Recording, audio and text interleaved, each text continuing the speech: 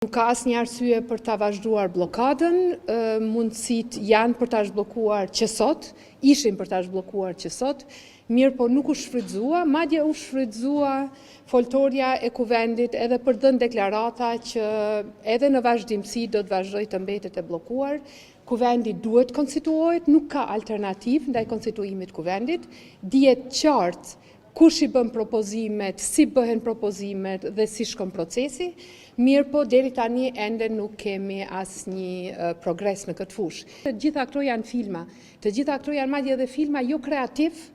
edhe pa fantazi, sepse gjithkush e din që një kuvend i cili nuk është i konstituuar nuk mund të merret me trajtimin e tyre. Ta shohim ftesën, ta shohim temën për cilën afton për të biseduar dhe do japim përgjigjen tonë. Unë nuk dua të them që po të ishte konstituuar kuvendi, patjetër Kosova do të ishte antarësuar tani në maj, mirë po ja bëjmë shumë të lehtë gjithkujt që nuk do të na mbështesë në antarësimin tonë në Këshillin e Evropës, ja bëjmë shumë të lehtë të mos e trajtoj këtë temë në këtë fazë. Dua të besoj që brenda Lidhjes Demokratike të Kosovës, ndoshta jo vetëm në kuadër të grupit parlamentar, ka mjaft njerëz të cilët mendojnë përtej interesit